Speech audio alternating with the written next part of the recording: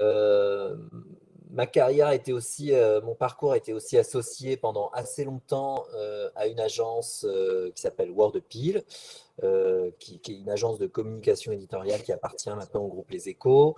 J'ai enseigné aussi dans un certain nombre d'écoles de design. Alors, une de celles qui ont le plus peut-être marqué mon parcours, c'est Strat, où j'ai dirigé le département design d'interaction avec Dominique Siama, qui était le directeur de l'école. Et puis, j'ai été investi aussi dans d'autres associations professionnelles, et notamment la PCI, l'Agence pour la promotion de la création industrielle, qui est une vieille structure qui fait la promotion du design. Et la promotion du design, c'est aussi, je dirais, un sujet qu'on va aborder ce soir à travers le Design Ops, puisque la sensibilisation au design, voilà, c'est un des éléments assez importants, en fait, voilà, dans cette démarche. Quelques mots de Woodrive. Là, vous avez une magnifique photo de notre terrasse qu'on va pouvoir bientôt réinvestir. Donc, nos locaux sont situés dans le 2e arrondissement à Paris, à Bonne-Nouvelle. Alors, Woodrive, c'est une entreprise qui a une vingtaine d'années, qui édite des solutions qui permettent de collaborer, de sauvegarder des documents, de partager des médias, de signer aussi électroniquement, de s'authentifier aussi électroniquement avec les certificats électroniques, dont nous sommes les leaders en France à travers la marque CertEurope. Et donc chez Woodrive, on développe en fait des solutions qui permettent de collaborer dans un cadre sécurisé. Donc un sujet plutôt d'actualité compte tenu des mois de crise sanitaire que nous avons derrière nous, qui s'adresse plutôt à des grandes entreprises et à ce qu'on appelle des OIV, hein, c'est-à-dire des entreprises qui ont plutôt des activités d'intérêt vitaux pour la France. Et donc cette équipe design do Drive, donc elle intervient sur un portfolio de produits qui est assez vaste. Ça, c'est un peu la particularité de notre équipe. C'est que là où le plus souvent les équipes se concentrent sur un ou deux produits, nous, on intervient sur 6, voire 7 produits, parce que là, ils ne sont pas tous forcément sur la diapo. Donc, ce sont des produits qui permettent essentiellement de partager, de collaborer, de signer, de sauvegarder, tout ce qui permet en fait d'avoir une utilisation, je dirais, sécurisée en fait de ces données sensibles. Donc ça, c'est ce qui est un peu particulier chez Woodrive aussi, c'est qu'on travaille sur plusieurs plateformes à la fois, c'est-à-dire pour le web, pour le mobile aussi, bien sûr. Bon, ça, c'est assez courant, hein, iOS et Android, mais aussi, nous avons des applications desktop voilà, qui sont de plus en plus poussées. Et donc, un designer chez Woodrive doit, je dirais, être un peu multilingue entre ces différentes plateformes, puisque voilà, ça fait des périmètres par designer qui sont assez complexes. Donc, DesignOps, c'est vrai que pour nous, c'est presque une nécessité. Cette équipe Design do Drive, elle est constituée de 6 personnes. Donc, ça reste une petite équipe parce que j'aime souvent dire que on est moins nombreux que le nombre de produits qu'il y a en fait à aborder, à appréhender chez Woodrive. Alors, ça, c'est lié bien sûr qui existe depuis 3-4 ans maintenant, un petit peu plus de 3 ans. C'est une équipe de gens, pour vous la décrire, qui sont plutôt pluridisciplinaires. Ça, c'est un peu ce qui fait nécessité, hein, c'est-à-dire une capacité à la fois à intervenir sur du prototypage, bien sûr, qui est sans doute le cœur de métier avec l'UI, c'est comme ça d'ailleurs qu'avait été au départ positionnée cette équipe, et c'est le cas je dirais, de beaucoup d'équipes. Et puis aussi sur de la recherche utilisateur, voilà, avec je dirais un gros focus qu'on a eu depuis l'année dernière sur cette partie recherche. une dimension design system, pour moi qui rejoint aussi design ops, on va le voir. Et finalement, c'est vrai que pour travailler dans ces environnements, il faut, je pense, avoir une capacité à aborder le design de manière assez holistique, c'est-à-dire globale. Voilà. Donc ça, c'est pour l'équipe. Alors juste pour donner aussi un petit peu de contexte, je vais vous parler très rapidement des principaux chantiers sur lesquels on travaille. Pour nous, ça a été 4 priorités importantes là, depuis début 2021. Tout ce qui concerne la connaissance utilisateur, donc ben voilà, à la fois dérisquer les développements qu'on entreprend en menant en amont des activités de recherche qui nous permettent de mieux saisir les besoins, les attentes et puis de les prioriser. Faire un gros travail d'analyse compétitive parce que historiquement, l'équipe produit ou drive était un peu moins forte sur la partie marché.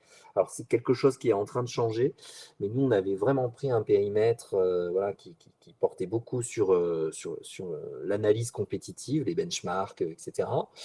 Un gros travail aussi à faire sur le design system, qui est un travail d'ailleurs ben, comme je l'ai dit, qui requiert beaucoup de design ops parce que c'est très compliqué en fait de synchroniser toutes ces équipes. En plus, nous, il y a beaucoup de dépendances sur les produits, ce qui ne rend pas la tâche très très facile. Et puis, un besoin aussi d'avoir des outils de mesure et d'analytics pour pouvoir monitorer la performance de ce que nous faisons, pas seulement d'un point de vue qualitatif, comme ça peut être fait à travers les sessions de test qu'on organise, mais aussi voilà, à travers, je dirais, des plans de mesure. Alors nous, on ne peut pas utiliser Google Analytics, hein, parce que Google est un mot totalement interdit chez Oudrage. Les données ne peuvent absolument pas transiter sur un quelconque serveur Google que ce soit. Et donc, on a fait le choix d'installer Matomo on-premise sur nos serveurs. Voilà. Donc ça, c'est un petit peu le contexte de l'équipe. Et si on aborde maintenant le sujet de ce soir qui est Design Ops, Design Ops, pour commencer par la traditionnelle définition hein, de Kate Kaplan, que, que- qui est d'ailleurs une intervenante de Norman Nielsen que j'aime beaucoup. J'ai suivi à titre personnel certaines de ses formations.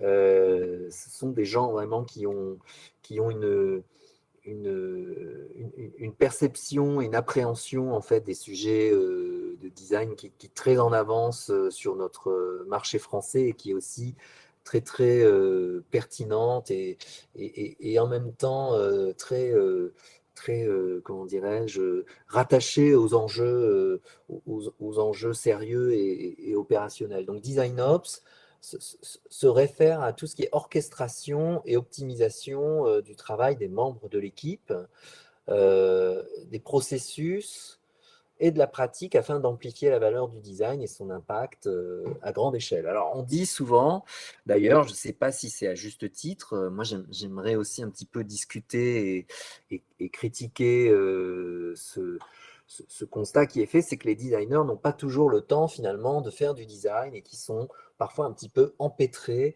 dans des tâches administrativo-opérationnelles et que en fait tout ce qui en quelque sorte, détournerait les designers de faire le travail qui est leur cœur de métier. En fait, ça devrait s'appeler Design Ops parce que finalement, les designers, ça ne serait pas dans leur périmètre que de s'occuper voilà, de tout ce qui a peut-être moins de valeur ajoutée. Alors, j'y reviendrai après, mais je voudrais faire d'abord un petit détour aussi par l'agilité parce que ça, c'est un Design Ops vient aussi des nécessités qui sont créées par cette, cette, euh, cette suggestion finalement qu'on a du design à l'agilité aujourd'hui. Hein. Alors, il ne s'agit pas de dire que l'agilité, c'est pas bien et que le design ne devrait pas être agile, pas du tout. Je vais simplement faire une autre citation, c'est celle de Dave Malouf, qui a fait d'ailleurs, qui a copublié un magnifique bouquin qui s'appelle Design Ops Handbook. L'agilité, pour lui, est devenue la norme en termes de développement de produits. Bon, ça, je pense, c'est un constat partagé par beaucoup de monde, souvent au détriment des designers. Alors, on pourrait dire souvent, parfois, quelquefois. Et cette suggestion du design à l'ingénierie, elle fait peut-être sens pour les développeurs parce que l'agilité s'intègre à la culture, mais elle ne fait pas forcément sens complètement pour les designers, parce que les designers ont leur culture aussi et ont eu avant l'agilité leur propre démarche, leur propre process, et finalement une grosse partie finalement du focus sur lequel va travailler aussi Design Ops, c'est l'intégration du design et de l'agilité. Donc ça, je pense que c'est un vécu, à mon avis, partagé par pas mal de monde aussi, et qui rend les choses sans doute peut-être plus complexes à certains moments. En tout cas, moi, je sais que chez Woodrive, nous avons fait depuis un peu plus de 3 ans et demi beaucoup d'efforts pour intégrer finalement notre démarche de design, l'adapter au rituel agile, aux principes et on va dire plutôt aux valeurs agiles, puisque on parle souvent plutôt d'ailleurs des valeurs agiles, et que cette affaire-là, ça n'a pas été simple et ça ne s'est pas construit en quelques jours ou en quelques semaines ou en quelques mois. Je pense qu'il faut des années pour y parvenir. Et donc, si je reboucle avec ce que je disais tout à l'heure, justement, sur le fait que les designers ne, n'ont pas forcément vocation à évacuer toutes les tâches de gestion de projet et toutes les tâches qui sont perçues comme étant purement opérationnelles, il faut se souvenir aussi que dans l'étymologie du mot design, bah, il y a disegno, et disegno, c'est à la fois le projet, le dessin en tant que geste du designer, c'est l'ambition et c'est la réalisation du projet. C'est-à-dire, c'est l'esprit du projet de design, c'est-à-dire la rencontre du fond, de la forme, du sens, par la mise en œuvre d'une idée dans un projet. Et ça, c'est difficilement finalement détachable de toutes les tâches opérationnelles qui peuvent se présenter aux designers. Donc peut-être que aussi, ce que j'aimerais un petit peu critiquer, c'est peut-être quelquefois la séparation artificielle des choses, séparation de l'opérationnel et de la stratégie. J'ai lu un excellent article sur le blog d'Axence d'Akemi Tazaki, qui en était la directrice de la conception pendant quelques années. Akemi est japonaise et elle faisait remarquer, Akemi, à juste titre, que DesignOps a trait aussi à la stratégie parce que, d'un certain point de vue, c'est quand même un sujet de management. Alors, on va voir après plus concrètement comment. Est-ce que d'ailleurs, DesignOps, c'est une nouvelle spécialité? Et là, si je me suis amusé à reproduire une capture d'écran du site Design Titles qui génère de manière automatique des intitulés de fonctions de designers qui sont volontairement provocantes et volontairement fantaisistes. Là-dedans, on pourrait trouver aussi matière dans DesignOps, voilà, à ce type de critique vis-à-vis des spécialités que les designers ont un peu le tropisme d'inventer constamment. Alors, une fois qu'on a dit ça, si on regarde concrètement sur le terrain, d'après l'enquête qui a été réalisée par Norman Jensen il y a quelques mois, il n'y a que 20% des entreprises américaines, hein, je précise bien américaines, pas françaises, qui disposent d'un rôle dédié de design ops. Alors vous voyez que même outre-Atlantique, finalement, la maturité de design ops n'est pas encore complètement à l'ordre du jour. Alors concrètement, comment se traduit cette démarche de design ops? Alors là aussi, j'ai reproduit ce diagramme de Norman Jensen qui donne un petit peu le panorama de ce qu'englobe finalement DesignOps. Je pense qu'il est assez connu, hein, sans doute vous le connaissez déjà. Et je me suis dit, Alors, l'objectif, c'est pas de vous en faire une présentation théorique, parce que je pense que vous pourrez aller lire l'excellent article de Kate Kaplan sur le sujet, qui est très bien écrit et qui est très accessible, mais de voir peut-être par rapport à notre expérience chez Woodrive, comment finalement on a appliqué cette démarche parfois sans en être totalement conscient, comme je disais au départ, et parfois en ayant quand même un petit peu le sens de l'idée de ce que nous étions en train d'organiser. Alors, un gros sujet, un gros enjeu quand même par rapport à ça, en introduction, c'est tout, tout ce qu'il y a en fait finalement dans notre travail vocation à s'industrialiser. Et c'est vrai que on parle souvent de scaler les équipes. Alors bon, nous ne sommes pas Doctolib ou une autre startup. Je passe le bonjour à Michael David, qui est Head of Design de Doctolib.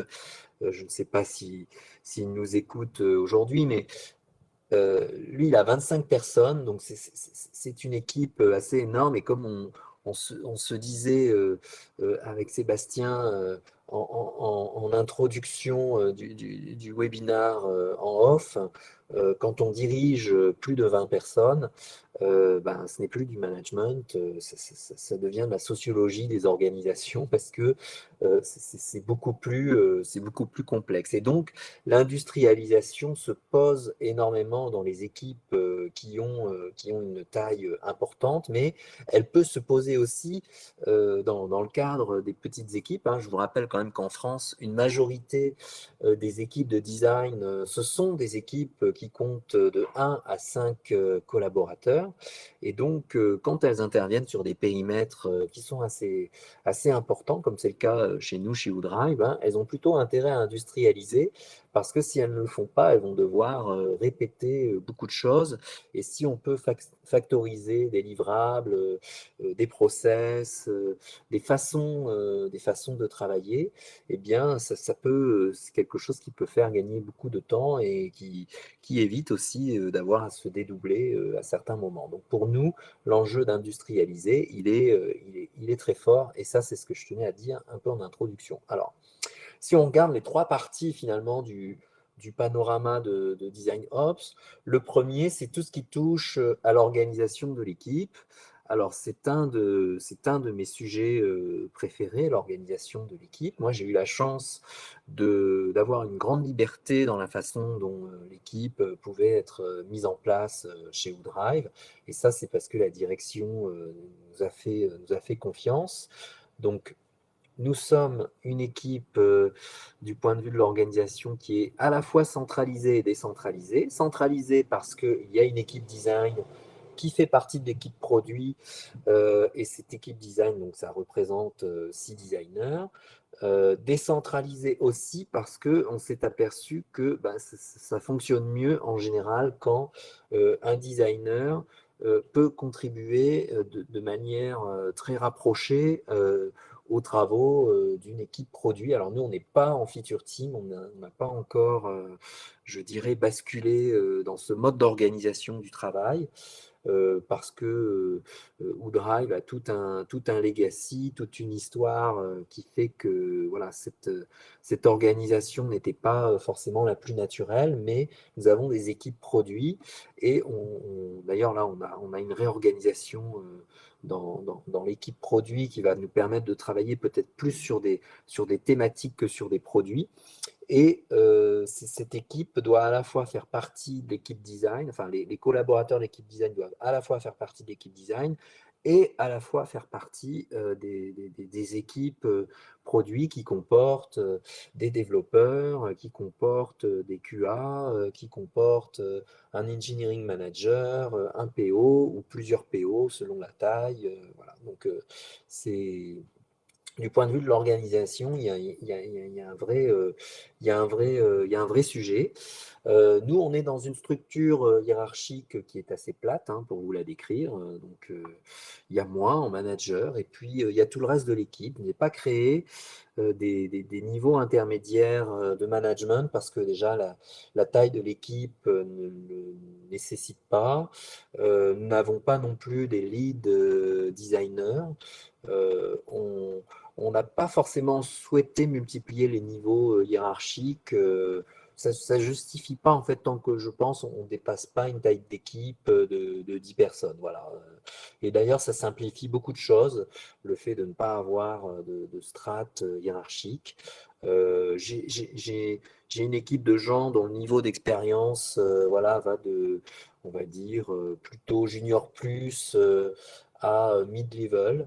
Là, ça va se senioriser un petit peu avec les prochaines arrivées que je vais avoir dans l'équipe, mais voilà, c'est fait un peu de cette manière et ça s'est organisé, je dirais, de façon plutôt organique, toute cette histoire, hein. Il y a pas forcément je dirais, de réflexion très stratégique derrière tout ça.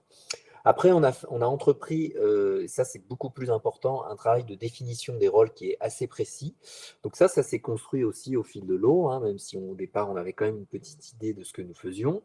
Et donc plus on va avancer, plus ça va se faire par thématique et par produit. Sur la collaboration, j'en ai déjà un petit peu parlé, hein. On est sur des rituels agiles avec les équipes produits. On a nos propres réunions d'équipe.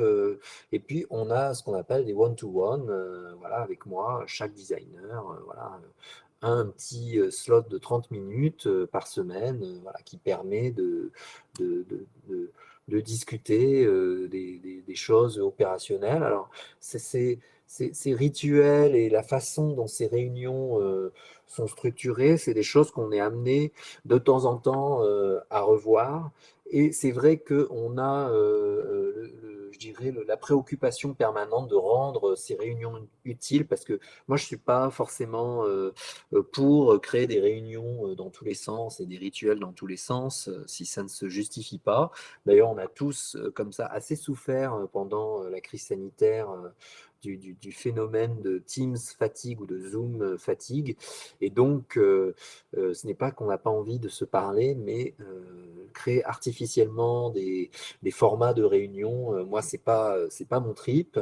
Et donc, on essaie de designer un peu ces réunions de manière à ce qu'elles puissent vivre de manière, je dirais, vraiment utile pour les équipes et pour les managers autour. On a aussi commencé à créer une communauté de pratique autour de la user research, parce que c'est un sujet qui est fortement monté chez Woodrive depuis maintenant un petit peu plus d'un an. Donc ça, j'aurai l'occasion d'en reparler après. Et puis en termes de capital humain, on a créé des modèles de job descriptions. Donc ça, c'est important à la fois pour les gens qui sont là et pour les gens qu'on cherche à recruter. D'ailleurs, je pense qu'on a assez bien fait le boulot là-dessus, puisque on a souvent des compliments des candidats qui nous disent mais la description du poste, voilà, me semble très bien, elle correspond vraiment à ce que j'ai envie de faire. Donc là-dessus, on a pas mal travaillé. Et puis, j'ai créé aussi dans l'équipe un guide d'onboarding qui permet à tout nouvel arrivant, en fait, d'avoir, je dirais, un peu des indications. Je crois qu'il y en a une capture d'écran là juste après. Voilà, c'est ça le guide d'onboarding. Donc derrière, il y a à la fois, je dirais, tout ce qui est important en fait de prévoir, et il y a aussi toute une documentation qui détaille un peu les méthodes de travail, comment on va nommer, ça peut être des choses toutes bêtes comme comment on va nommer un fichier, etc. Et ça, pour moi, tous ces aspects-là, ça participe vraiment de Design Ops parce que c'est un peu de l'organisation, c'est un peu finalement les coulisses de l'équipe. Et ce sont des points, effectivement, qui ne sont pas à négliger. Je pense d'ailleurs que c'est plutôt un sujet managérial, même si l'équipe peut être amenée à apporter sa patte sur le sujet et puis je dirais, à contribuer individuellement. C'est toujours intéressant d'avoir le feedback de l'équipe, mais je pense que c'est quand même plus au manager de proposer ce type de choses, voilà, et de les mettre en place au service des gens et de l'équipe. Ça, c'est la cartographie des compétences du product designer qu'on a établie. Alors, on s'est inspiré d'ailleurs, encore une fois, d'un modèle de Norman Nielsen. J'avais eu l'occasion de faire tout un article sur Medium dessus, vous pourrez le trouver facilement. J'y partage en détail pas mal de choses. C'est un exercice qu'on a fait sous la forme d'atelier avec l'équipe qui nous a permis de voir un petit peu plus clair aussi où est-ce qu'on voulait aller. Bien sûr, en termes, je dirais, de périmètre couvert sur nos compétences, sur nos activités, mais aussi sur les besoins de formation. Ça nous a permis de voir un petit peu plus clair et puis de choisir voilà, les sujets privilégiés sur lesquels on aimerait se former ou former l'équipe voilà, avec une idée d'une petite visualisation avec le diagramme là, en radar voilà, sur les différentes thématiques de compétences. Parce que moi, en fait, j'aime gérer l'équipe non pas par, comme dirait Morgan Peng de la Société Générale, par de la gamification sur des titres. Toi, tu seras lead, tu seras designer extraordinaire, machin, etc. Ça, c'est pas forcément la bonne façon de manager l'équipe. Ce que j'ai souhaité faire plutôt avec l'équipe, et je pense qu'ils étaient plutôt d'accord là-dessus, c'est d'avoir un management par compétences. Et cette description aide finalement beaucoup voilà, à organiser les choses. Donc ça, c'est sur le premier volet, organisation de l'équipe. Second volet, il porte sur les process et sur leur harmonisation. Donc là, il ne s'agit plus seulement de l'équipe design, mais de tout le travail qu'on est amené à faire, évidemment, avec les autres équipes. Alors nous, en l'occurrence, c'est beaucoup les product managers et ce qu'on appelle chez Woodrive l'ingénierie ou la R&D, hein, c'est-à-dire les développeurs. Il y a un boulot de standardisation à faire, il y a un boulot d'harmonisation et il y a un boulot de priorisation. J'ai découpé ça en trois phases. Sur la partie design process, bon, bah, il a été ce design process remanié à de nombreuses reprises. Nous l'avons modélisé, on a fait des diagrammes dans tous les sens, etc., pour essayer de tirer ça un petit peu au clair. Et évidemment, il faut que ça passe un petit peu l'épreuve de la réalité et du travail concret avec les équipes. Donc, c'est quelque chose qu'on est amené à réviser de manière très régulière. Alors, ça s'est quand même stabilisé maintenant chez Woodrive. Je pense qu'une des plus grandes fiertés qu'on a eues avec l'équipe, c'est d'avoir pu imposer notamment des design reviews parce qu'il n'y avait pas d'assurance qualité design voilà, sur les livrables qu'on donnait à l'équipe ingénierie. Et ça a été un gros progrès, je pense. Aussi, je pense, de compréhension des autres équipes de ce qu'il fallait faire en termes de, je dirais, de suivi de qualité. Hein, c'est pour la qualité logicielle, vraiment. Euh, j'ai mis à disposition de l'équipe aussi des modèles de livrables. D'ailleurs, je continue là. Je vais donner un exemple très concret. Ça marche aussi d'ailleurs pour l'équipe produit. On est en train de refaire des templates pour les roadmaps produits. Donc ça, voilà, je travaille avec notre VP Product sur le sujet. En ce moment même, là, on est dessus.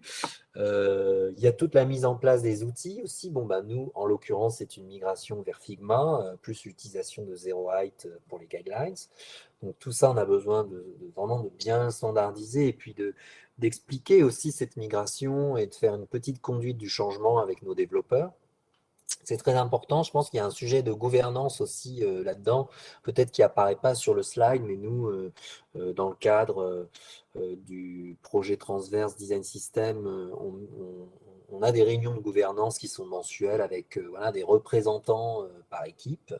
Donc ça, c'est très très important. Bon, bah, ça participe aussi de l'harmonisation. On a mis en place une base de connaissances sur la recherche utilisateur qui, pour le moment, euh, est, euh, est dans cet outil Notion qu'on aime beaucoup parce qu'il apporte beaucoup de flexibilité. Donc ça, voilà, c'est typiquement la base de connaissances dans laquelle on va retrouver les comptes rendus d'entretien utilisateurs, tous les enseignements clés issus des tests, tous les tableaux aussi qui nous permettent de planifier les sessions. Parce que finalement, d'un point de vue opérationnel, il y a beaucoup de choses à organiser. Donc là, vraiment, on peut pas être plus dans le cœur finalement de Design Ops, hein. C'est très concret cette affaire. Ça, c'est quelque chose qu'on n'a pas encore beaucoup partagé avec les autres équipes et je pense qu'il y aura un vrai enjeu aussi de partage de cette base de connaissances. Après, il y a tout un boulot de priorisation qui doit être fait. Là, moi, j'aime bien raisonner souvent en termes de plans d'action. Donc, on fait des plans d'action sur la recherche utilisateur. Ça, c'est ce qu'on a fait l'année dernière, ce qui nous a permis d'accélérer beaucoup dessus. Là, on vient de racheter Sell & Sign, qui est une société qui fait de la signature électronique, qui est basée à Marseille. Et donc, on a tout un plan d'action à mettre en place et à dérouler autour de l'intégration voilà, de ce nouveau produit qui va remplacer notre solution DriveSign avec les équipes de CNSign pour que les choses puissent bien se caler entre nous. Et puis en permanence, on fait un peu des tableaux d'allocation, c'est-à-dire pour savoir quel membre de l'équipe travaille sur quel sujet, de quoi il est responsable, est-ce qu'il passe plutôt 20%, 50% de son temps sur le sujet, etc. Donc ça, c'est des choses plutôt internes que je ne vais pas vous montrer, mais c'est important qu'on puisse donner aussi une visibilité de comment les choses sont priorisées de notre côté en termes de produits, parce qu'on ne met pas forcément le même effort quand on a 6 ou 7 produits sur tous les produits. Voilà. D'ailleurs, il y a des designers qui interviennent sur plus d'un produit. Ils peuvent intervenir parfois jusqu'à sur 3 produits potentiellement. Voilà. Donc ça, c'est l'assurance qualité. Donc tout ce qui a trait aussi à l'assurance qualité design, ben, on l'a décrit. Il y a toute une documentation qui permet je dirais, à la fois de briefer un designer sur en quoi consiste cette étape dans le process et aussi d'expliquer à notre équipe R&D comment ça doit se passer avec les designers et qu'est-ce qui est attendu aussi voilà, donc c'est pas forcément très complexe à mener, hein, mais quand la routine est mise en place, je dirais ça peut être des choses qui ensuite deviennent assez inconscientes et assez faciles, hein. Moi, je suis plutôt maintenant pour démystifier tous ces process. Alors, c'est vrai qu'on a consacré beaucoup d'articles pour en parler, pour le théoriser, etc. Mais c'est très pratique aussi, ces choses-là. Et puis, il y a un troisième aspect qui porte sur l'impact du design, c'est-à-dire bah, nous, comment chez WooDrive, on arrive à montrer à notre top management finalement à quoi ça sert de payer 6 personnes pour travailler sur le design des produits. Alors, il y a plusieurs réponses à ça. Euh, il y a à la fois, il y a une duplication de slide. Alors, il y a une partie que je n'ai pas complétée. En fait, il y a trois choses. Il y a Design KPIs et Analytics. Il y a tout ce qui est sensibilisation au design. Et puis, il y a tout ce qui est développement de l'équipe, qui est un aspect très, très important. C'est comment donner des perspectives d'évolution au sein de l'équipe. Alors, sur tout ce qui est design, KPIs et analytics, ça, c'est quelque chose qu'on a défini assez récemment parce qu'on avait pas mal, comment dire, de retard sur cet aspect dans l'équipe produit, en fait, d'une manière plus globale sur la question des analytics. Euh, et donc, avec la mise en place de Matomo, maintenant, on peut suivre un certain nombre d'indicateurs. Alors, l'objectif, d'ailleurs, on a suivi une excellente formation de Norman Jensen là-dessus, que je vous recommande, qui s'appelle UX Analytics. Cette formation, ce que j'en ai retiré avec l'équipe, c'est que ça ne sert à rien d'avoir des plans de mesure à rallonge avec énormément de choses à mesurer. Ce qu'il faut, c'est mesurer les indicateurs sur lesquels on peut agir, c'est-à-dire, comme on dit de manière triviale dans le langage courant, il faut des indicateurs qui soient actionnables, c'est-à-dire qui soient exploitables, c'est-à-dire derrière on peut agir et prendre des décisions et modifier des choses. Parce que si on mesure des choses sur lesquelles on ne peut pas agir, eh bien à ce moment-là, ça ne sert à rien de les mesurer. Donc on a commencé à créer par exemple des product scorecards, là aussi que je ne pourrais pas forcément vous montrer en détail parce qu'elles sont un peu secrètes. On a créé euh, pour nos plans de mesure voilà, des tableaux, des petits dashboards. Donc tout ça participe aussi de Design Ops finalement, parce que c'est tout ce qu'on ne peut pas mesurer, eh bien, nous ne pouvons pas finalement le manager, hein. Donc ça, c'est assez important de l'avoir. Donc ça, c'est pour le volet KPIs. Il y a très peu d'équipes d'ailleurs au passage qui utilisent vraiment des KPIs. Il y a régulièrement des enquêtes et Designer Interactif aussi a fait des enquêtes sur le sujet. Il y a vraiment une minorité d'équipes qui se sont vraiment réellement penchées sur le sujet parce que souvent on entend des discours et il n'y a pas forcément de réalité derrière. Je peux vous dire que c'est un sujet qui n'est pas facile, contrairement à ce que ça peut paraître quand on regarde des product scorecards ou des dashboards qui sont assez graphiques et qui paraissent comme ça très simples en termes de lecture. Ça demande vraiment de faire une priorisation de ces sujets qui est très importante. Ensuite, il y a la dimension sensibilisation au design. Donc nous, il y a plusieurs choses qui sont faites. Déjà, on met un point d'honneur à faire beaucoup de restitution des travaux qui sont faits, par exemple en recherche utilisateur ou en analyse concurrentielle. C'est des choses qu'on cherche vraiment euh, à socialiser, entre guillemets, dans différentes équipes pour ne pas recréer des silos, hein. Là, c'est le problème des entreprises. Chez Woodrive, on n'est pas forcément une énorme structure puisqu'on est à peu près 400 collaborateurs, un peu plus de 400 maintenant avec une croissance qui est assez stable, hein. On n'est pas une start-up en hyper croissance. Ça, c'est d'ailleurs c'est des choses qui ne nous intéressent pas trop. Et donc, on essaie de faire en sorte qu'il y ait un vrai partage d'expériences qui soit organisé à l'intérieur des équipes. Et aussi, ce qu'on aime faire, on l'a fait avec différents collègues Head of Design d'autres structures, c'est par exemple pouvoir échanger sur des sujets et puis comparer en fait nos organisations et nos modes de travail. Par exemple, ça peut être sur la user research, ça peut être sur le design system, ça peut être sur la formation de nos designers ou sur la façon, nous l'avions fait d'ailleurs avec Audrey Hack et avec Michael David sur tout le descriptif de la cartographie des compétences. Ça a été un échange assez passionnant à faire. Euh, euh, et donc voilà, ça c'est un volet assez important. Et puis je vais finir sur le versant développement de l'équipe. Alors, c'est un sujet qui n'est pas facile de donner des perspectives d'évolution aux membres de l'équipe parce que, en particulier chez nous, il n'y a pas beaucoup de niveaux. C'est une équipe qui est encore quand même relativement jeune, elle n'a que 3 4 ans d'expérience. Euh, L'intégration aussi du design se fait de manière assez progressive.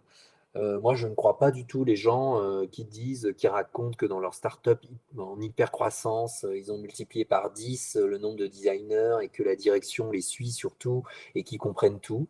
Moi, je pense que ce n'est pas possible. Je veux dire, le top management, ce sont aussi des humains, ce ne sont pas des robots. Et donc, la découverte de ces sujets par rapport à l'équipe de design, c'est forcément quelque chose qui est assez complexe. Et même quand on a la confiance de son top management, il y a plein de choses qui sont très longues à expliquer. D'ailleurs, qu'on ne peut pas expliquer, quelquefois qu'il faut montrer. Quelquefois, il faut revenir plusieurs fois, plusieurs mois. Et donc, ce développement de l'équipe, il doit être accompagné en quelque sorte. Et c'est quelque chose, moi je dis toujours à mes designers, patience et persévérance. Voilà. Parce que c'est très bien de faire des progressions fulgurantes dans son parcours. Voilà. peut-être pour certains d'entre eux de devenir ou de chercher à devenir Head of Design à 26 ans, ben c'est très bien, sauf qu'il y a des choses qui s'acquièrent aussi par une longue expérience et quelquefois brusquer des parcours, ce n'est pas forcément la meilleure solution. Et donc moi j'ai plutôt une réponse par rapport à ça, bah, c'est la pratique, c'est l'expérience et c'est la formation et c'est le management par les compétences. Donc ça, je crois beaucoup plus voilà, à une approche qui est progressive. Et tout ça, d'ailleurs, ce sont des choses qui s'organisent. Nous en avons beaucoup discuté d'ailleurs avec Audrey Hack. Hein. Ben, par définition, chez Open Classroom, elle est assez bien placée aussi pour donner quelques conseils là-dessus. Et je trouve que c'est très intéressant de voir tout ce qui peut être mis en place pour l'équipe. Et ça fait aussi partie de l'approche Design Ops. Voilà.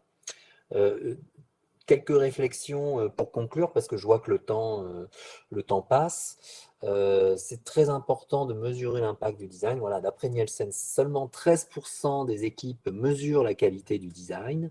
La sensibilité au design est d'ailleurs à peine plus développée parce qu'il n'y a que 20% des équipes qui disent la pratiquer, d'après l'enquête de Nielsen menée aux États-Unis. Donc, je ne sais pas si vous imaginez en plus avec le décalage que nous avons par rapport à l'Europe, voilà, c'est un sujet qui vient, je pense, percuter un peu les équipes de manière assez nouvelle. D'ailleurs, je ne saurais que vous recommander un merveilleux livre qui a été édité par la Cité du Design de Saint-Étienne il y a quelques années, auquel ont contribué notamment Philippe Picot, Brigitte Borja, Christophe Rebourg, qui sont les amis de la PCI et de la Cité du Design. L'ouvrage s'appelle Design Impact et ça donne quelques pistes sur la façon dont on peut justement mesurer l'impact du travail produit par une équipe de design et comment bien l'intégrer dans la chaîne de valeur. Voilà. Ça, c'est un exemple de dashboard, de KPI. Alors là, c'est uniquement design, c'est pas produit, parce que produit, je ne peux pas vous les montrer, mais ça vous donne un aperçu de KPI design qu'on peut avoir, par exemple, là, sur un produit. Donc, nous mesurons plusieurs choses, un score de facilité d'usage. Bon, bah, le nôtre sur DriveShare, il est de 75. Euh,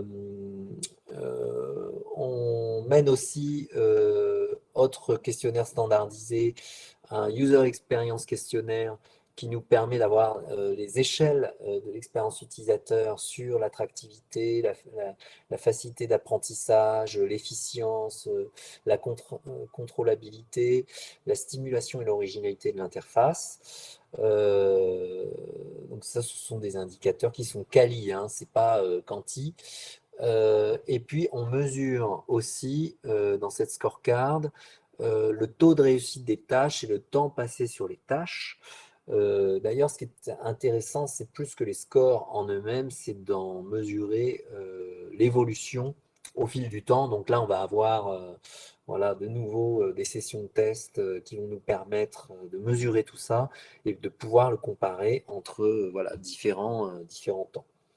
Donc voilà, ce sont des exemples, hein, voilà, ils n'ont pas vocation forcément à être universels, mais je tenais quand même à les partager avec vous parce que c'est un peu la façon dont on a procédé chez WooDrive, et pour moi, ça participe pleinement du Design Ops. Donc pour conclure, je dirais que le Design Ops, finalement, n'est-ce pas un peu du Design Management? Je faisais référence à Brigitte Borja, qui est un peu la papesse du Design Management en France.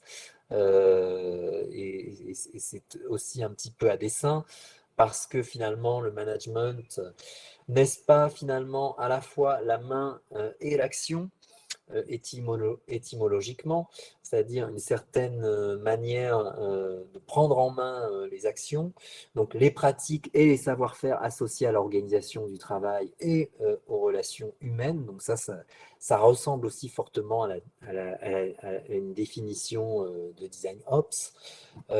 Et puis, je crois pour conclure là-dessus, il y a un sociologue qui a dit finalement, le management, c'est le fait que les choses marchent comme elles le devraient, et que les gens fassent ce que l'on souhaiterait qu'ils fassent. Et ça aussi, ça peut très bien marcher avec la définition de Design Ops, hein, que les choses marchent comme elles le devraient et que les gens fassent ce que l'on souhaiterait qu'ils fassent. Alors, c'est peut-être un petit peu moins top-down, hein, parce que moi, ce n'est pas forcément la façon que je préfère pour manager. J'aime mieux que ce soit un peu plus participatif et un peu plus démocratique. Mais là, bon, voilà, je tenais à partager cette réflexion avec vous. On va pouvoir passer aux questions, si vous n'en avez pas marre. Yes. Ben, merci beaucoup en tout cas pour cette présentation. Vraiment top. Romain, ouais, je te laisse prendre la suite sur les questions.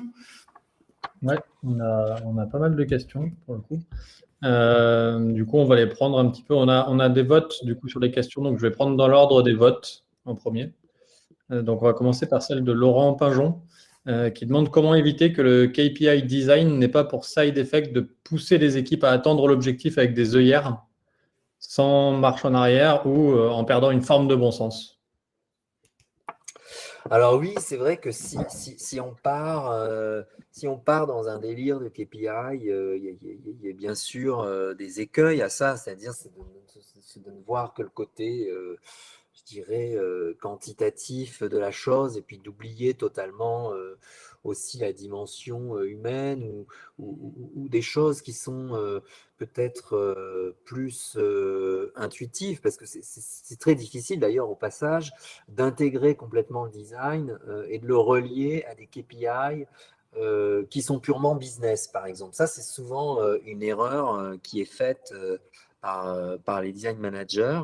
Alors, c'est pour ça qu'il y a tout un travail, je pense, de priorisation des KPI design qui est à faire et il faut bien les choisir. D'ailleurs, là, il m'est arrivé une petite anecdote cette semaine sur les KPI design. On avait fait une scorecard produit qu'on a présenté à notre directeur général. Et puis, on s'était dit, je m'étais dit, bon, les KPI design, pour l'instant, on les laisse un peu de côté, on les a, mais on ne va pas forcément l'intégrer dans la scorecard. Et puis finalement, c'est Stéphane lui-même, notre directeur général, qui a fait remarquer à notre VP Product qu'on avait oublié d'intégrer les KPI design. Et en fait, les KPI que je vous ai montrés tout à l'heure, hein, ce sont vraiment ceux-là qui vont être intégrés ensuite dans la scorecard.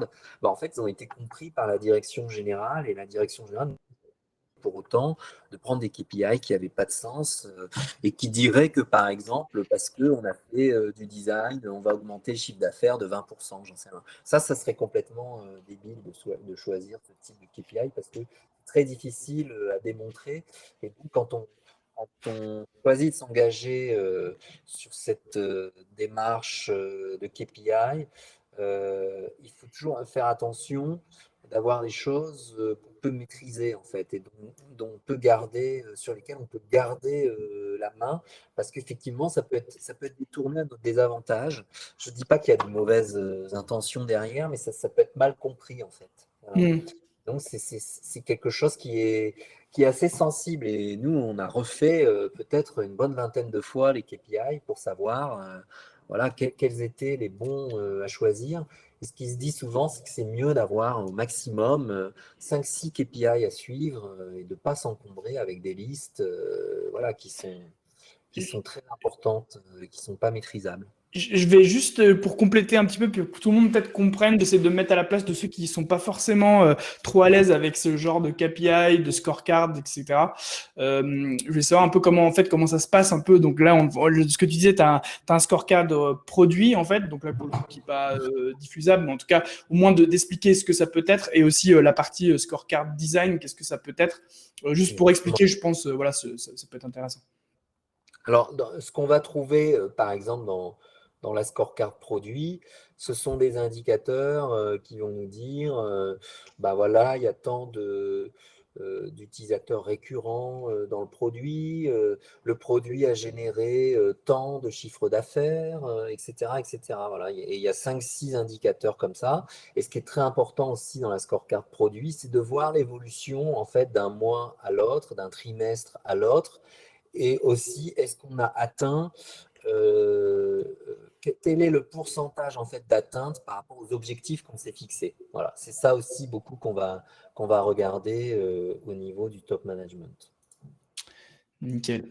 Et pour faire suite aussi à la question, il y a une partie de la question qui demandait le problème un peu de perdre le bon sens à la base qu'on avait sur le design, de trop se focaliser du coup sur le KPI. Ouais. Est-ce que du coup, tu as déjà eu ce cas de figure, toi, chez Odrive ou dans ton expérience, et comment tu l'as géré?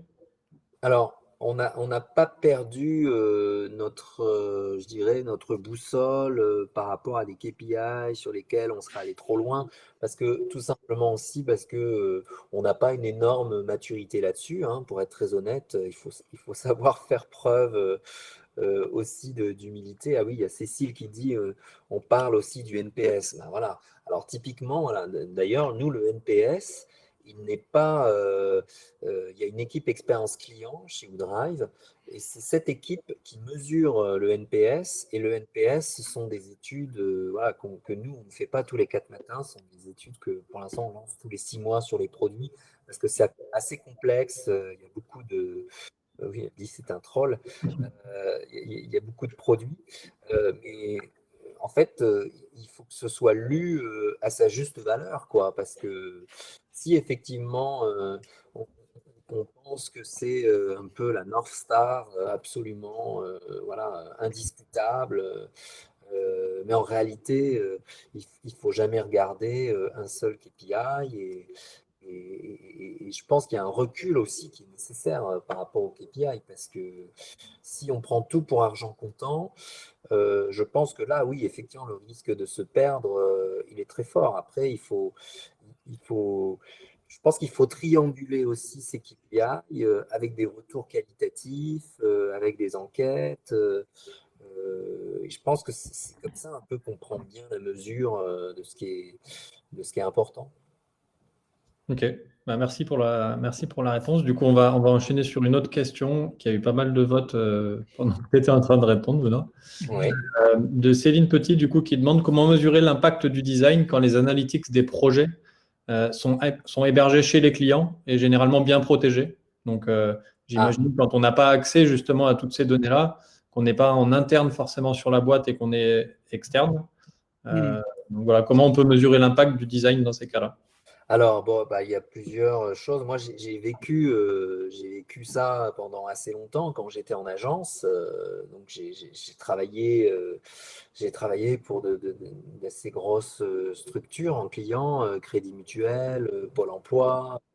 Et c'est vrai que souvent, les outils d'analytics, pour la partie quanti, nous n'y avons pas toujours accès. Alors, c'était pas forcément une volonté délibérée d'ailleurs des clients de ne pas nous donner accès, mais c'était aussi que bien souvent, à l'époque, les gens ne savaient pas qui avait les accès, qui pouvait nous les donner. Et donc, effectivement, c'était un peu perdu dans l'organisation. Donc, ben, il n'y a pas 36 solutions. Soit il faut être ami avec les bonnes personnes et qui ont les accès, soit il faut essayer d'obtenir. Nous, c'est ce qu'on faisait. On faisait souvent des études de cas en fait clients. Ensuite, quand on faisait des dossiers de réponse pour des appels d'offres. Et effectivement, dans ces petites études de cas clients, on essayait toujours de dire quel avait été en fait l'impact de notre intervention. D'ailleurs, ça ne vaut pas seulement que pour le design, hein. Ça peut valoir pour de l'éditorial, pour du développement, pour du conseil, pour plein de choses. Et très souvent, on essayait, moi je me souviens d'un cas particulier avec Air France, on avait refondu le guide de destination d'Air France. Et ben, à ce moment-là, on avait mis des indicateurs plus macro. Je me souviens, si je me souviens bien, on avait dit, ben, on avait dépassé les objectifs de chiffre d'affaires qui avaient été fixés au moment du produit, mais sans préciser exactement de combien était ce chiffre d'affaires. Enfin voilà, on essaye de s'arranger avec, je dirais, avec les données qu'on a et de reconstituer les choses, hein. Je pense que ça, C'est d'ailleurs cette question, elle est peut-être aussi valable dans le cadre de la réalisation d'un portfolio. Souvent, il faut un petit peu expliquer voilà, quel a été l'impact de son intervention sur un projet. C'est pas toujours évident, effectivement, d'avoir les données. Donc, on peut aussi se permettre quelquefois d'être un petit peu plus imprécis et d'avoir voilà, Mm. un retour un peu plus quali, quanti, quoi. Après, ça dépend effectivement dans le cadre où c'est-à-dire au niveau de si c'est une agence ou autre, où là l'idée c'est peut-être d'être plus pédagogique parce que d'expliquer pourquoi c'est important, d'avoir les bienfaits et tout, en disant que voilà, on peut prendre ces data driven, c'est-à-dire qu'on peut avoir des data fixes pour améliorer les choses, que c'est pas forcément de l'intrusion de données, c'est surtout pour Exactement. améliorer. Et je pense qu'il y a toute une partie pédagogique aussi. Alors je sais pas effectivement, vu la question, je sais pas dans quel cadre c'est fait, dans quel contexte ça a été fait. Mais voilà, dans l'idée, c'est aussi pas mal de pédagogie et d'expliquer qu'en fait, voilà, on fait les choses pour améliorer et pas forcément pour prendre, extraire de l'information, quoi. Ouais, c'est ça. Et moi, j'ai un souvenir aussi avec Pôle emploi. On avait des données assez sensibles parce que potentiellement, dans les analytics, on pouvait savoir combien de personnes s'étaient connectées à pôle emploi.fr et avaient actualisé leur situation. Et c'était très délicat parce qu'en fait, je me souviens que vous avez eu un petit bad buzz sur les réseaux sociaux. On ne peut pas forcément se vanter d'avoir une grosse audience sur le site de Pôle emploi parce que c'est pas une bonne nouvelle en fait, C'est clair. forte audience. C'est Donc on clair. s'était retrouvé dans une situation un petit peu délicate Mm. et effectivement, il y a des choses qui étaient partagées par notre cliente à l'époque, mais on ne pouvait pas vraiment non plus trop en parler, quoi. Voilà. Yes. Pour faire suite à ce sujet aussi, je vais peut-être parler d'une expérience personnelle sur mesurer l'impact du design. Et j'ai expérimenté récemment et qui marche, enfin, pour l'instant, sur quelques projets qui a marché plutôt bien, c'est d'intégrer en fait à chaque fois dans les projets en fait une partie du projet où on définit les clés de succès du projet. Ouais. Du coup, on documente en fait ce projet-là en définissant les clés de succès de notre projet, en indiquant comment est-ce qu'on va aller vérifier ces choses-là.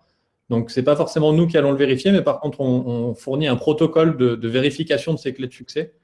Et après, du coup, soit, là, je suis en train d'expérimenter, mais soit on propose une nouvelle mission où on vient faire l'analyse de ces éléments-là par rapport au template qu'on avait donné, soit on demande des nouvelles, justement, à notre client lorsqu'il a suivi le template qu'on lui a donné et qui nous donne les résultats de tout ça. Donc, c'est nous qui avons pré-mâché un petit peu le travail. D'accord, oui, c'est vrai, je n'avais pas pensé, mais voilà, c'est typiquement le genre de démarche qu'on peut avoir et je pense que c'est très important de faire aussi ce travail-là, souvent en amont aussi du projet pour bien définir. Du coup, on va passer à la suite. Design Ops en freelance, est-ce que c'est possible ou ça peut être historiquement rattaché à du CDI?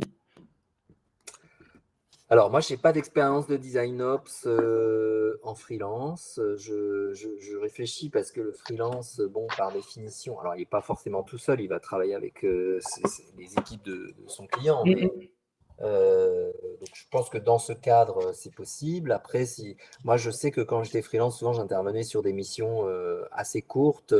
La notion de freelance aujourd'hui, elle est un petit peu différente parce que le freelance part souvent en mission plus ou moins longue chez son client. Ouais. Et voilà, moi, j'intervenais vraiment sur du conseil très ponctuel. Donc, si, ça peut avoir du sens, peut-être par rapport au modèle de livrable, par rapport. Je, je- je regarde le petit panorama là, du design ops pour me remettre ça un petit peu en mémoire, mais après, ça peut avoir trait à du conseil aussi, hein. Il peut y avoir un design ops qui peut intervenir en tant que conseil chez le client. Moi, je l'ai fait par exemple pour Crédit Mutuel pour les aider il y a quelques années à avancer sur le sujet du design et j'avais fait un document, c'était ma dernière mission d'ailleurs chez Wordpil, qui s'apparentait beaucoup finalement à du design ops, qui était censé les aider à voir un petit peu de quelles compétences ils auraient besoin pour structurer le design chez eux, quelles méthodes, etc. Donc ouais, c'est très proche d'une démarche de design ops. Donc oui, ça peut fonctionner dans un mood conseil, je pense. Ouais, on va dire oui, parce qu'au final, il y a quand même une variété de. Maintenant, c'est vrai que le format freelance, il a plein de formes. Je pense beaucoup plus qu'il y a une époque. Donc, effectivement, à mon avis, ça peut être intéressant, soit du party consulting, soit sur des missions moyennes long terme, soit pour juste ouais, installer des bases et qu'après, qu'il y ait quelqu'un qui reprenne la suite. Euh, je pense qu'on peut dire que ça serait possible. Après, est-ce qu'il y en a beaucoup des offres de freelance en design ops? Ça, c'est une autre question. Après, peut-être poser une question annexe qui est est-ce que le design ops c'est un poste ou est-ce que c'est Ouais, une vision, une façon de effectivement. travailler? Moi, je pense que c'est effectivement plus, je pencherais plutôt à titre personnel, plus pour dire c'est une sorte de mindset en fait. Ouais, complètement. Ouais. Et est-ce que c'est, tout à l'heure je disais, bon, c'est pas vraiment, c'est encore une spécialité de plus. Mhm. Ça peut se justifier dans des grosses équipes, hein, je pense.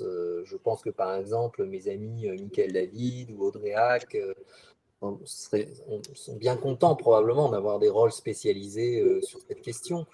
Euh, et je pense qu'après, ça peut être mis en œuvre un petit peu, enfin, je ne veux pas non plus complètement le banaliser, mais ça peut être mis en œuvre par tout à chacun, en fait, dans l'équipe, hein. Mhm.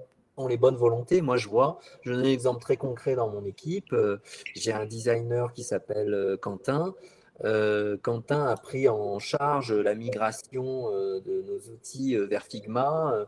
Il a tout organisé, il a recréé les composants, etc., design system dans Figma. Il a fait un bout de design ops, finalement, euh, Mhm. sans s'en rendre compte.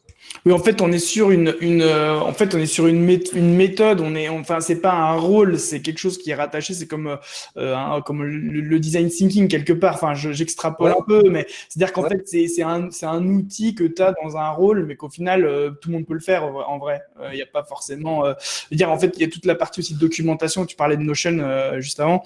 En fait, c'est ça aussi, c'est organiser la documentation, organiser les choses. Au final, ça peut venir un peu de partout. En fait, c'est un travail un peu en commun. Enfin, c'est lié, c'est pas exactement ça, mais en tout cas, c'est lié.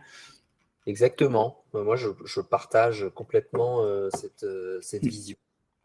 On a comment mesurer l'impact de design en période de développement et ou sur maquette de Juliette. Alors, c'est sûr que ça sera difficile d'avoir des indicateurs quantitatifs, sauf si on teste à très très grande échelle, mais bon, c'est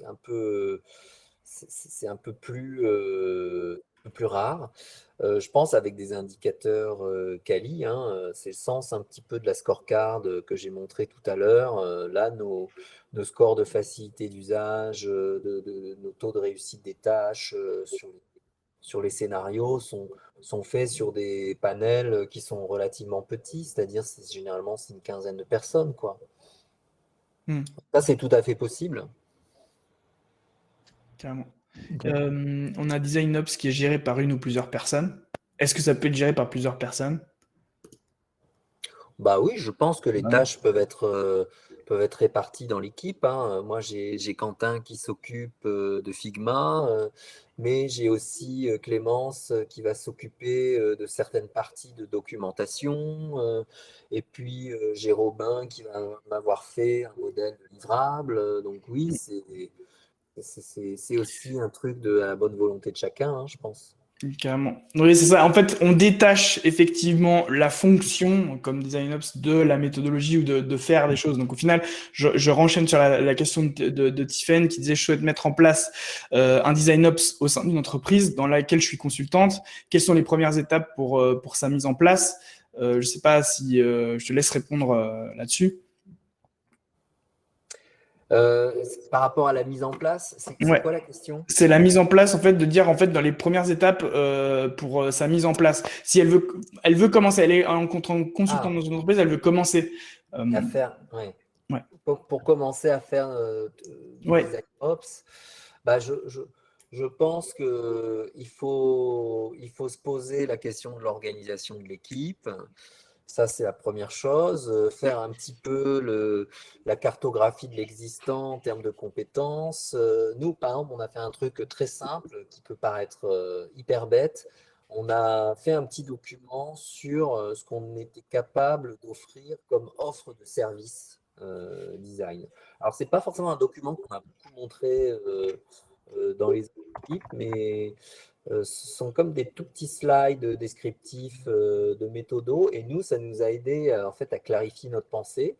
Après, au-delà du travail sur la cartographie des compétences, voilà, avec la grille telle que je l'explique dans l'article Medium, ça, je pense, c'est sans doute une des premières choses à faire. Ben, il y a tout ce qui est modèle de livrable. Ça, bon, on en trouve pas mal des modèles de livrables chez Nielsen Norman. Voilà, il y a plein de choses en fait qu'on n'est pas forcément obligé, je dirais, de recréer from scratch. Exactement, ouais. Je pense que c'est à ça aussi qu'on peut réfléchir souvent quand on initie une équipe ou une démarche, c'est de voir aussi ce qui peut être plus efficient de faire à partir voilà, de ressources, quoi. Alors moi, je sais que, par exemple, le premier truc que je fais quand on doit faire un truc nouveau, mais c'était le cas, par exemple, sur les scorecards et sur les KPI. Alors, scorecards, j'ai pas trouvé grand-chose, mais je fais souvent un benchmark pour voir voilà, ce qui s'est fait ailleurs. Est-ce qu'il y a des templates? Est-ce que je peux réutiliser? Et la réutilisation aussi, hein, ça fait partie des choses, je pense, de base, quoi. C'est ça, c'est en fait, c'est aussi, je vois par exemple, je fais un exemple à la con, mais genre dans Miro, en fait, avec les templates qu'il y a pour sortir des personas ou des user maps ou des trucs comme ça, en fait, au final, la base, c'est toujours la même. Donc, au lieu de réinventer la roue et de refaire des recherches à chaque fois, en fait, tu as un setup de déjà des documents, des templates à pré-remplir. Ça évite de se poser du temps. Et puis surtout aussi, ça unifie, en fait, les process. Parce qu'en fait, tu me diras, Benoît, mais quand il y a plusieurs designers qui travaillent ensemble, on vient tous d'écoles différentes et on a tous nos process différents. Et souvent, en fait, quand on va chercher, par exemple, bon là, on est quand même plus à l'époque de Miro, de Mural, où on fait nos recherches, etc. On les met voilà, dans des documents. En fait, quand un autre designer va regarder le document, souvent, il est perdu parce qu'au final, il n'y a pas les mêmes process, il n'y a pas les mêmes choses. Et d'unifier, en fait, toute cette partie de discovery, de recherche utilisateur, etc., ça permet aussi à tout le monde de pouvoir s'approprier les choses et de mieux comprendre les problématiques et tout de suite voir et pas demander toujours un appel avec la personne qui l'a fait pour comprendre comment c'est fait. En fait, on rationalise tout. C'est un peu de l'industrialisation, mais pas du mauvais côté. C'est-à-dire, on réinvente pas la roue, on essaie d'être compréhensible et de se faire comprendre. En fait, c'est ça aussi le. C'est totalement ça, et tu as bien fait d'évoquer ce sujet, Sébastien. Il y a une chose dont j'ai pas parlé, c'est Research Ops. Et en fait, dans mon article Medium, j'en parle. Je pense que si Design Ops a un intérêt, c'est vraiment dans le cadre de la recherche utilisateur, parce que c'est lié aussi, la recherche utilisateur, à beaucoup de tâches opérationnelles que nous devons faire.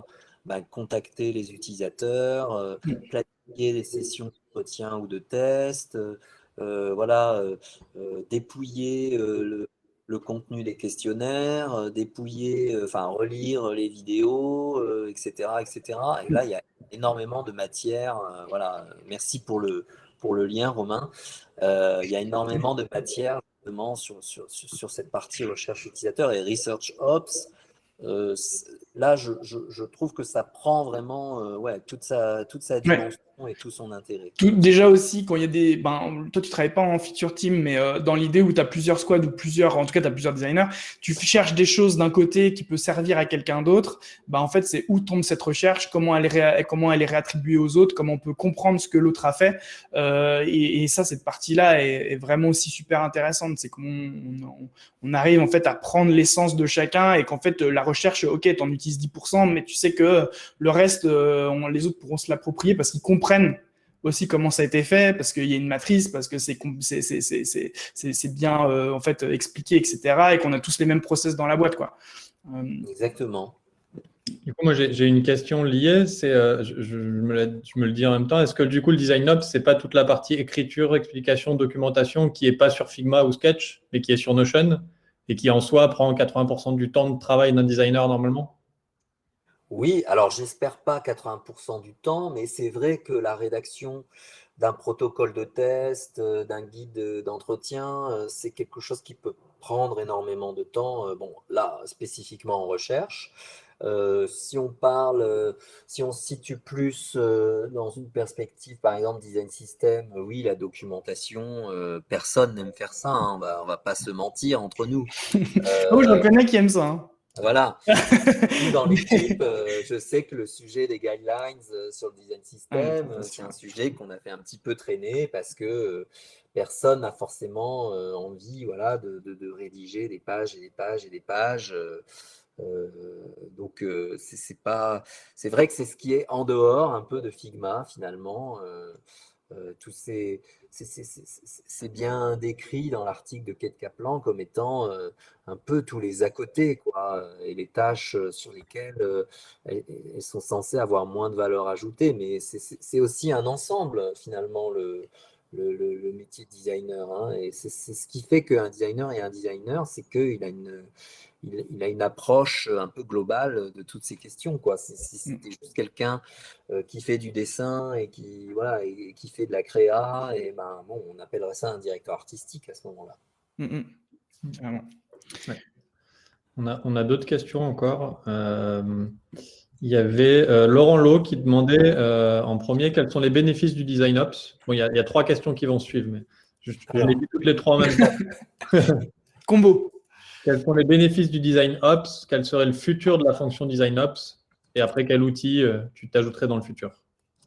Alors, le futur, là, je vous avoue que je n'ai pas forcément beaucoup réfléchi à la question.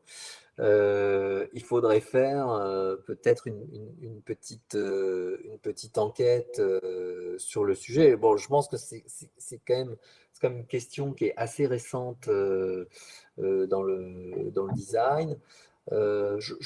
Probablement qu'une des clés de réponse là-dessus se trouve un peu dans le management.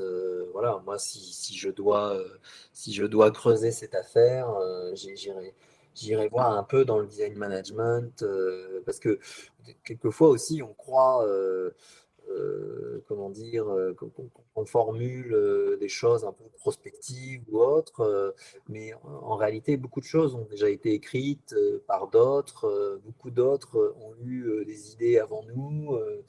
Et le futur, c'est aussi peut-être ça, c'est peut-être avoir aussi une certaine forme de recul sur la pratique. Bon, je botte un peu en touche aussi en disant ça, mais euh, moi, je pense pas qu'en tout cas le futur de Design Ops, ça passera par une automatisation outrancière.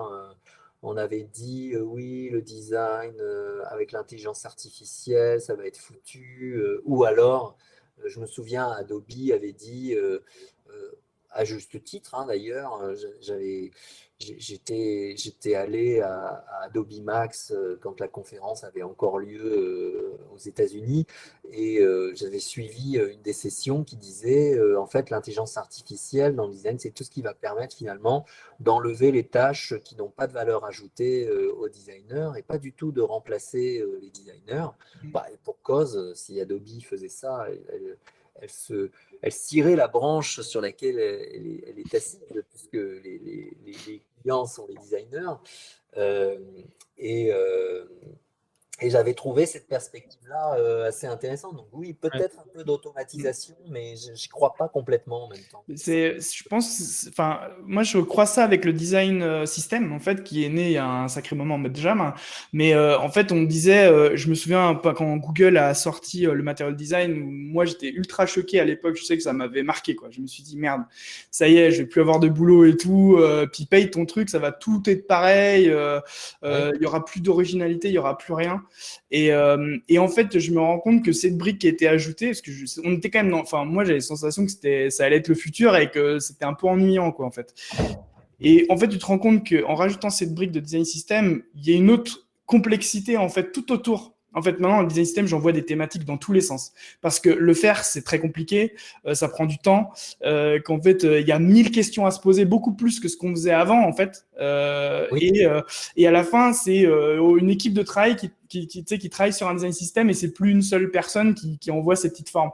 Et en fait, par le simple, en fait, on rentre dans la complexité de qu'est-ce que c'est un système, comment on le crée. Il y aura toujours des gens pour le concevoir. Et en fait, maintenant, il y en a, enfin, des équipes de designers, elles sont plus grandes pour gérer des projets plus complexes, en fait, à dire. Donc, ça rajoute encore Enfin, moi, je pensais que c'était un peu la fin du design. En fait, c'était juste le début, en fait. C'est-à-dire Oui, que c'était juste, en fait, se dire, ouais, en fait, les vraies questions, c'est pas la forme, en fait. C'est le c'est fond, c'est ça. comment on le fait, c'est comment on le construit, comment on co-crée, enfin, ça naît de plein de trucs. Maintenant, tu as des ateliers collaboratifs, l'époque n'existait même pas, enfin, voilà. Donc, c'est assez Exactement. Non, mais intéressant de voir ce truc. je pense que c'est ça. Et en fait, les questions se reposent. Et moi, je vois, parce que bon, maintenant, ça fait une vingtaine d'années, hein, que je suis mon parcours dans le design. Plein de questions se reposent à intervalles réguliers. Par exemple, la question de la collaboration entre les designers et les développeurs. Ça, c'est la question voilà, qui revient régulièrement comme une vague. On en parlait déjà. On faisait avec Microsoft des conférences là-dessus en 2005 ou en 2006. Et bien sûr que les réponses peuvent être très différentes. Et c'est ça qui est passionnant aussi avec le design, c'est que ça n'est jamais terminé en fait. Toutes ces, tous ces enjeux peuvent être retraités à l'infini en fait. Je suis plutôt d'accord avec ce que tu as dit tout à l'heure, justement, de Adobe, qui était de dire tout ce qu'on va avoir de nouveau, tout ce que l'automatisation peut nous apporter et tout ce qu'on apporte, en fait, ça a poussé l'expertise un peu du designer un petit peu plus loin. Et justement, c'est la valeur ajoutée du designer qui va être mise en avant plutôt que des tâches un peu peut-être répétitives qui sont pas forcément les plus drôles à faire d'un point de vue réflexion. Donc, je pense qu'effectivement, le métier de designer, tout comme le métier de développeur avec le no-code, comme tout ce qu'on a aujourd'hui, qui est poussé vers l'hyper-expertise de plus en plus et vers la valeur ajoutée qu'on apporte vraiment au projet, quoi. Exactement, ouais, c'est clair. Il y a une question sur les outils de Research Ops. Ouais, qu'est-ce que tu utilises, toi, pour la recherche, pour un peu centraliser les recherches, à part le Alors, Notion que j'ai vu? ouais, je vais vous décevoir parce que nous, on est très artisanaux finalement chez Woodrive. J'avais envisagé la possibilité pour la recherche d'utiliser un outil comme Dovetail. Ouais. C'est un outil qui permet de centraliser vraiment tous les insights. Alors, c'est très puissant, hein, je pense que l'outil est très bon. Mais bon, j'ai trouvé ça coûteux déjà, parce que c'est vrai que bah, on va encore coûter de l'argent si on prend un outil supplémentaire. Il y a aussi là un point d'attention sur le nombre d'outils qu'on utilise, parce que c'est aussi quelque part une multiplication d'outils. Et ça, c'est vrai que c'est Ah bon. chiant parce que là où quelquefois on pourrait avoir un outil pour faire 1000 choses, quelquefois il faut 1000 outils pour faire une chose. Donc ça, c'est un peu la difficulté dans laquelle on se trouve actuellement, parce qu'avant, il y a quoi, une dizaine d'années, il y avait très peu d'outils pour faire du design. Voilà, on avait un outil, c'était Photoshop, et tout était fait comme ça, et il y a très peu de choses autour. Puis après, il y a eu les outils de prototypage avec Axure, avec voilà. Il y a une multiplication, une surenchère d'outils, même presque aujourd'hui, et on n'a que l'embarras du choix.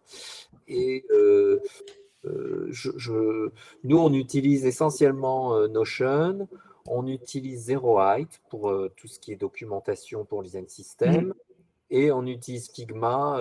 On utilisera Figma à partir du 1er juillet pour tout le reste. Donc voilà, j'ai vu même maintenant que Figma a développé un petit outil qui fait tableau collaboratif. Enfin, ça, c'est super parce que là, c'est pareil, on ne va pas apprendre en plus une licence pour Miro ou pour autre chose, parce que ça va coûter encore des budgets supplémentaires. Puis après, on ne sait plus les licences, qui doit en avoir, qui n'en a pas. Qu'est-ce qu'on Mhm. gaspille aussi comme licence? Parce que ça, vous voyez, c'est aussi une préoccupation de Design Ops, finalement. C'est le bon nombre de licences sur le bon nombre de plateformes et Ouais. d'outils.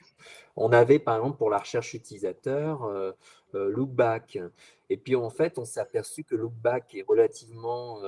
alors, c'est un super outil, mais c'est relativement inutilisable pour nous, avec nos clients, parce que ils n'ont pas Chrome, ils n'ont pas le droit de l'installer sur leur machine, hein, parce que évidemment, Lookback n'est compatible qu'avec Chrome.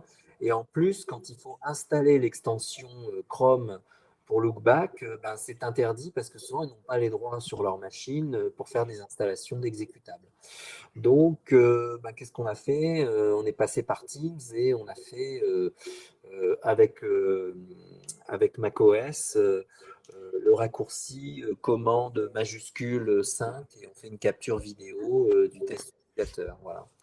Et après, on encode le fichier parce que le fichier est trop lourd. Bon, ben voilà, vous voyez, finalement, quelquefois, on se dit que c'est bien d'avoir des outils pour tout, mais quelquefois, c'est aussi… Il faut, ouais, c'est sûr, c'est vraiment des choses importantes parce qu'il y a tellement d'outils qui sont cool, mais en même temps, si on en utilise trop, ben, on les utilise pas. Et après, ceux qui sont vraiment utilisables. Je pense, il y a des choses comme le test, je sais pas si tu utilises Maze, qui commence à pas mal s'utiliser, qui est quand même plutôt pas mal. Oui, je l'ai testé un peu, ouais. J'ai collé 2-3 petits liens de type de centralisation de research. Ça, c'est ma partie à moi. C'est plus la partie Dovetail qui est intéressante. Il y a GetEnjoy HQ qui est très proche.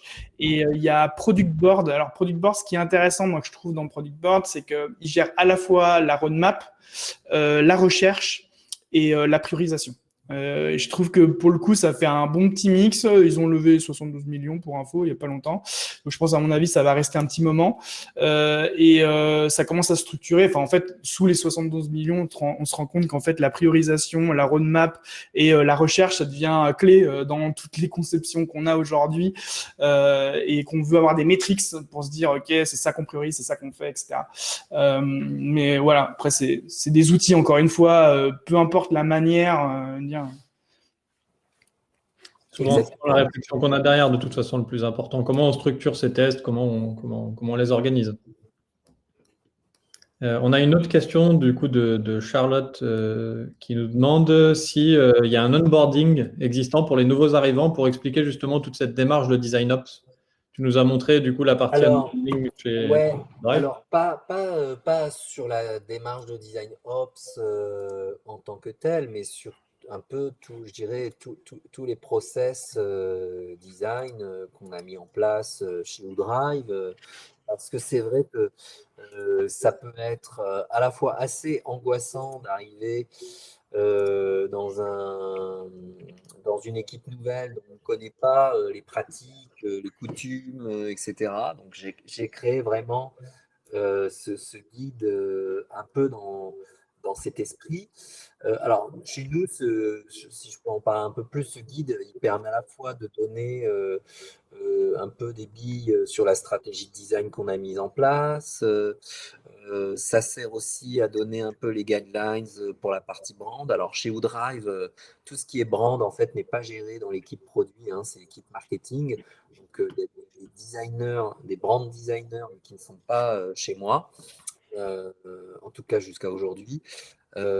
Ça permet aussi de comprendre, on fait la liste des concurrents, ça permet aux gens en fait de ne pas aller chercher aux quatre coins d'ODrive des informations qui peuvent être centralisées finalement dans une documentation simple. Alors voilà, il ne faut pas non plus en faire toute une idée, hein, c'est un truc très simple. Voilà, on a essayé de rendre ça très visuel. On met les modèles de livrables dedans. Moi, j'ai une petite obsession, par exemple, sur la façon dont les fichiers sont nommés. J'aime bien quand il y a une nomenclature de nommage qui est claire. Donc, tout ça, je l'explique. Enfin, c'est un peu nos normes de travail, quoi. Hein. Puis je mets une petite bibliographie aussi pour les designers, mais ils ne sont pas obligés de tout lire, bien sûr. Enfin, Ouais, ça, c'est plutôt cool. C'est vrai que l'onboarding, c'est un vrai enjeu aussi. Je pense que de plus en plus, on va être, comme les gens ont de plus en plus d'expérience et passent d'un job à un autre beaucoup plus qu'avant, ils sont beaucoup plus sensibles à cette partie d'onboarding. Moi, je me souviens, l'onboarding, enfin, je sais pas, moi, quand j'ai attaqué ma carrière, je sais pas que je m'en foutais, mais ça n'existait pas. Enfin, je savais pas vraiment ce que c'était. non, ça n'existait pas, ouais. Mais maintenant, tu vois, moi, je suis plus freelance, donc j'attaque souvent des missions. J'attache beaucoup d'importance à l'onboarding, en fait. Pour moi, je capte beaucoup de choses au moment où, en fait, je rentre dans une équipe, ou dans une équipe de travail, ou dans un projet, en fait. C'est très, très important, en fait. Je trouve que l'onboarding, c'est un peu souvent la démonstration de la culture de la société dans laquelle tu arrives et dans laquelle tu travailles. C'est comme ça que tu ressens le fonctionnement, si c'est organisé, si c'est rangé justement, s'il y a des templates à suivre. Et je trouve qu'on ressent pas mal de choses à travers l'onboarding des différentes sociétés.